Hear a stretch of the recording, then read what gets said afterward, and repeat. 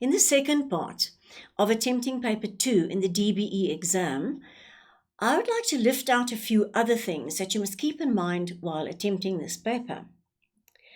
Now, when you get to the poetry section, please skim the questions on the 4 scene poems. Don't disregard certain poems from the beginning. Say, oh, but I love that one more than that one. I'm choosing this one. Look at the questions. Just skim it. I'm not saying use half an hour, but just skim the questions and ask yourself whether the questions seem easy to you or seem doable to you. Because sometimes your favorite poem might come up, but the questions aren't that nice, if you like. They are not that answerable as far as you are concerned. So disregard that question and then rather choose another one that you have studied and that you now feel that you can actually answer properly because the questions you like the questions. Fine. So look at all those things, skim the questions and choose the 2 that you know the best, that you think you can answer best, right? Then when you start answering, you must please read the questions very well to focus on the instruction words and the key aspects of the question. And then when you answer, please don't write paragraphs. The questions are out of 2 and 2 again, and then 3 and 3 again to make up 10. So the answers will not be that long, and you must answer to the point, please. Don't answer anything that's not included in the question words and so, but make sure that you do answer every aspect that's required of you. So let's say, for instance, they ask you to critically discuss, then you must know how to go about it. You're going to have to give your own opinion in your discussion. And they ask you about the tone, how the tone of these lines, and they might say to you, refer to lines 9 to 11. So they will refer you to certain lines. And they'll say, in these lines, how does the tone reinforce the central idea of the poem? So you have to figure out what the central idea is, figure out the tone that's used, and how does the tone enhance the central idea. That's all that's asked.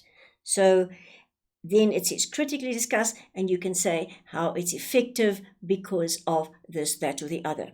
If it's out of 3, you're going to have to, if you say critically discuss, bring in a personal opinion as well, why it is effective. Okay? If you look at the poetry essay question, it will typically give a statement about the poem, and you will be asked to discuss how the diction, the imagery, the structure, the tone, or the format, how these things contribute to bringing about the central message or bringing about the statement. And then after you've done that, after you've answered all your questions, you must please not forget that there's still a compulsory question left. In other words, an unseen poem.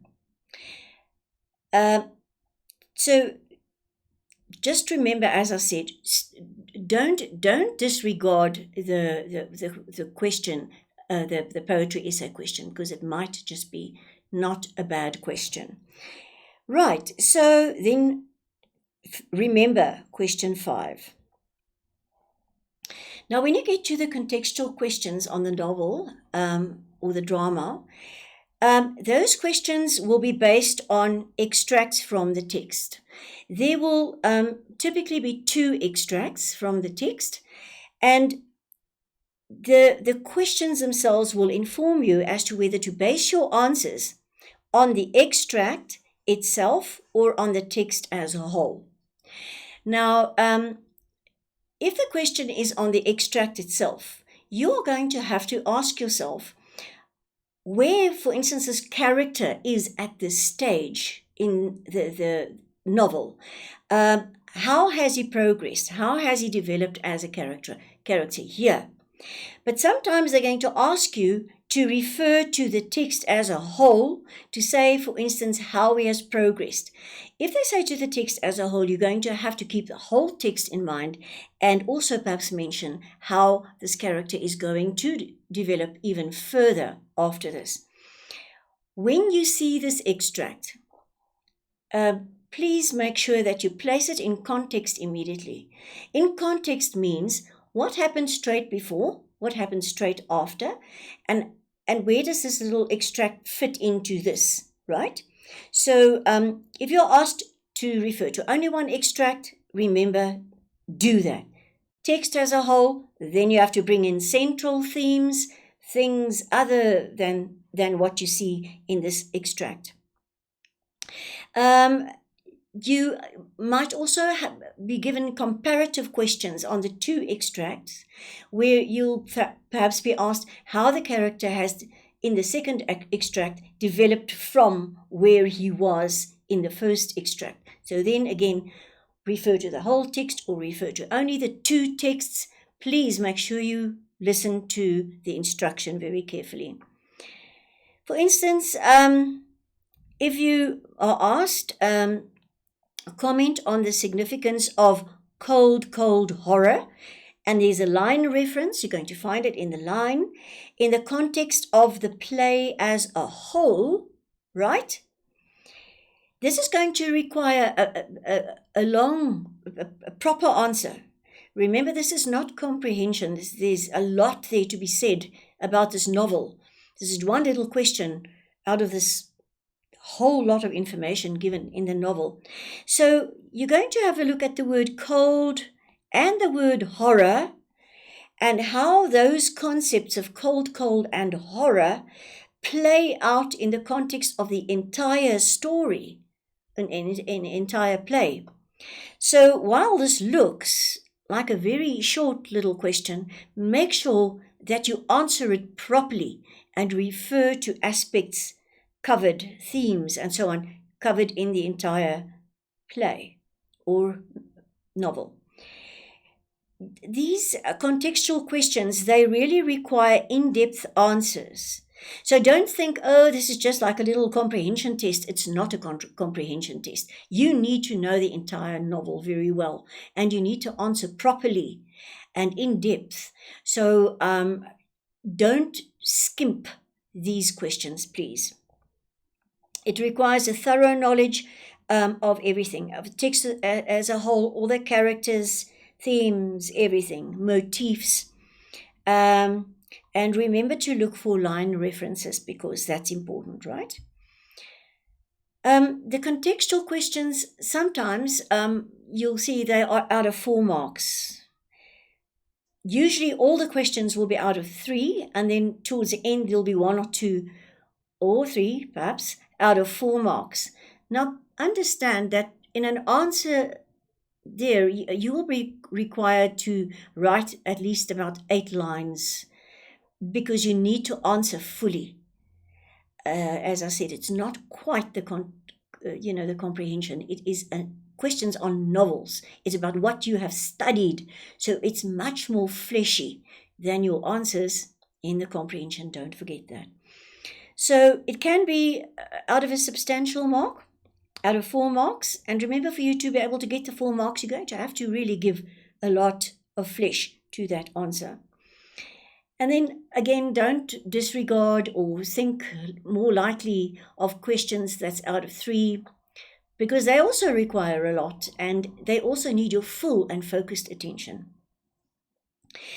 The suggestion is that if you see one of these questions out of 4, think, for instance, of your your literature essay, and think of the body, say the 3 main body paragraphs, and think of how much you would probably say or write in that paragraph, and treat this question more or less like that. It will be a substantial amount of information that you have to include, but get the clues from the instruction words, the key words, and so forth. So here, for instance, is an example of a 4-mark question, one of those substantial ones. Fitzgerald provides a critical commentary on how money and power corrupt social values and morality. There are quite a few aspects here. It's about Fitzgerald himself and his intention, that he is critically commenting on the money and the power and how it corrupts social values and morality. So can you see there are quite a few aspects mentioned here that you must all cover in your answer. And just to give you an example, and we're not going to read it, but this is an example of an answer where, just to show you the scope of an answer such as this one, it is going to require of you to write 1, 2, 3, 4, 5, 6, 7, 8, 9, perhaps 10 lines of answer. So it's going to require quite a lot from you. And as you heard, there were quite a few aspects that you need to cover. So all of that must be covered during the course of your answer, how you handle it. So that's more or less the scope. It's quite a long answer. In the contextual questions, remember that there will be normally then more than one extract. Make sure that you have positioned these extract in context. In other words, if you see the contextuals, make sure that immediately when you see the extract, place it in context. Oh, where is this again in terms of the plot? Oh, after that happened, and that's the part that happens just after that. And this is the person's reaction to something. So place it in context immediately, both the extracts, please. And look out for comparative type questions. And just in the same way as you do with the comprehension questions also, if there are questions on the 2 extracts, you won't get the full mark out of 4 if you haven't specifically mentioned the 2 texts and how they contribute to your answer, right? Here is an example of such a comparative question. It's from the Crucible, and in extract A, line 13, they refer you to that. You are referred to extract A, line 13, so make sure you go to the right extract, not the wrong one.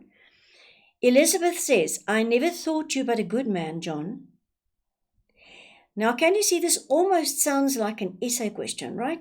So it says, in this assessment of Proctor's character, when Elizabeth says, "I've always thought that you are a good man, John," right? This is paraphrased as that. "I've always seen you as a good man."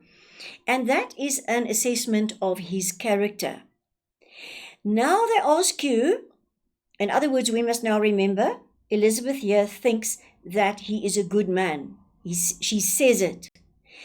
Remember, you have placed the extract in context. So ask yourself, why does she say that she has always thought him a good man, when she actually knows, that he's been unfaithful, that perhaps he's been not such a good man? What is she talking about? What does she mean when she says, "I've always seen you as a good man"? What does she mean by good? Does that include or exclude adultery? What does it exactly mean? So, in other words, ask yourself these questions. What does she mean? Otherwise, you're going to get this wrong.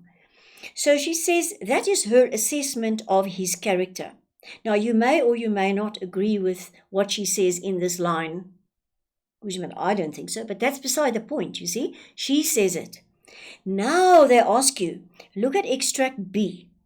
Now, I don't have extract B in front of me, but now you go to extract B, and you're going to read there what he says, where perhaps he himself says that he's like a sinner, or he hasn't been a good man, or something, whatever it is that's mentioned in the other extract, but it'll have to do with his character. And then you are going to have to say whether the assessment of Proctor as being a good man is reinforced by B. Now, you might say, yes, it is reinforced because here so-and-so also calls him a good man, or here his actions show that he has a pure heart, or whatever it is. Or you can say, no, this gives us the opposite idea of John Proctor. He's an adulterer. He says that in public, and he's sort of losing face there, and it's not, or whatever. You are going to say whether you agree or whether you think that the second text reinforces Elizabeth's assessment. So keep going back to your instruction and ask yourselves questions about it, because the question, it says justify your response, but the question involves your reaction and your interaction with the text, and also it involves your knowledge of the play as a whole. And once again, ask yourself whether they ask you to go beyond text B. There is no indication in this question that you must go beyond text B and look at the thing as a whole, or the text as a whole. No. You must just ask whether text B reinforces what is said in text A by Elizabeth. Also remembering who is saying it and what are the circumstances around it, because that influences whatever your thoughts are about it. So please look at this again, and I'm doing this specifically to show you for 4 marks only, right, in a contextual literature question. This is more or less the scope of your answer. You really need to go in detail and in depth into every single one of these aspects. Give reasons and stick to the instruction. Answer fully, more fully than in a comprehension test, but also just stick to that and not go overboard. Don't digress, because that you're not going to get anything for that. So in terms of the literary essay, I just want to comfort you in a way. I know that normally really it is found very daunting by learners, because I feel, what if I can't answer the question? What if this is a terrible question and I can't? It's nowhere to be seen in any of the study notes. We never discussed this and whatever. No, don't ever go that way. Remember, if you have studied the text and you know what's going on there, and you really have, you know it well, the answer is answerable. Always remember that. You can answer it. You must just look at it freshly and positively, and don't become panicky. Many students start becoming panicky and they think, oh, I can't do that. And you know what they do then? They do what you shouldn't do, ever. They think, I can't answer this question, so I'll tell you what I'm going to do. I'm just going to say, in the beginning, John Proctor is la, la, la. After a while, la, la happens, and then Elizabeth says to him, la, la, la, and that happens, and then it means that he's not such a good character. And then you go, and what are you doing? You are just telling the story, and that is not a literary essay. You must adhere to the rules of the literature essay, which we are going to discuss in another lesson, but please, you cannot just tell the story. So, and also, don't worry too much if the question throws you in the beginning and you think, oh, I've never thought of this. You stay calm, please, and you remember that an answer is possible, but you're going to have to stick to the question. You have to answer the question. You have to argue a point. You're not going to tell the story.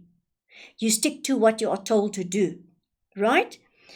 So you have studied the text after all, and that should be your consolation. You know what you know the play, you know the novel. Okay, of course I can answer it. Look at the keywords. Look at the instruction word. What do they want me to do? Yeah, I'm going to respond to that and that only. And I'm going to figure out and get my arguments together. So remembering also that in the exam, It's not going to be like, like an assignment that you get, say, in class, where you have time to write your essay, and then to go and check it and rewrite it and refine it. You don't have the time, because now you only have 55 minutes to do this essay. So you really go into quick mode here, and you see the instruction words, you know where to go in terms of the text, and you start planning quickly. You quickly plan your full response to the instruction. In a nutshell, this is my response. This is my response to this question. Now you start unpacking your own response. You jot down, you do whatever, but you keep your structure in mind, as you will be shown in another lesson. You list aspects very quickly, and you don't have time to sit there forever listing and doing all sorts of pondering. Stick to your points and list things that you already know in terms of this argument, even little quotes that you know that you can use in terms of this argument. So you think of an argument in a nutshell, and you only have one argument, remember, and then you have aspects of the argument that will together be the full argument. Think of how you will respond to the question. Which aspects will you cover? Right? If you know the text, you will find those. And remember that 3 to 4, perhaps in an exam, it depends on you. Your body can be 3 to 4 paragraphs. Depends on what you have decided. And then you're just going to have to make sure that you have the correct number of words eventually. But group together things that you think that will go with this argument, that you can also mention in addition to that, but without digressing, of course. So group things together so that you have 4 or 3 very clear aspects to deal with, and you're going to deal with each one of those in a paragraph, right? So you group all your ideas and facts under these aspects. And then there are certain rules about the essay that we will deal with. And of course, you will have your thesis statement in the beginning, your introduction, and you'll have you must summate, you have a summary at the end of all your arguments, and how you feel that those aspects work towards your argument and how it proved your point. So you've got your introduction, you've got your ending, but the body, make sure 3 or 4 very clear aspects, and then you elaborate with substantiation from your text, and always bringing it back to your instruction. See how it proves that, and your central argument, which you have mentioned in your introduction or your thesis statement in the beginning. So this will also be dealt with in your lesson on the literary essay. But once you're done, right, once you have written perhaps a very rough draft of your essay, just before you start rewriting it neatly, or remember, this can be very cryptic, but before you start rewriting, make sure that you have an introduction, that there is a thesis statement, that you are telling your reader where you're going with this argument. Make sure that you have your decent arguments, and that you have enough little points around it with little quotes and little references and so forth in paragraph 1, 2, 3, and 4. And in this paragraph 1, 2, 3, or 1, 2, 3, and 4, which is your body, ask yourself, did you elaborate? In other words, you've stated, did you actually give your topic sentence there? This is what I'm dealing with in this. You're not going to use the word I, but that's what you're going to deal with in that one paragraph. Did you elaborate on your argument or the aspect of your argument? Is there a topic statement? Yes. In other words, did you say where you're going in that paragraph? Did you support it with evidence from the text? So you must just ask yourself, tick, tick, tick, as you go down. Did you connect it?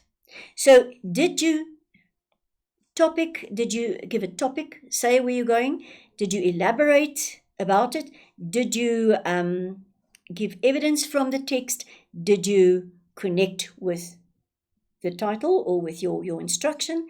And is it all cohesive and coherent, right?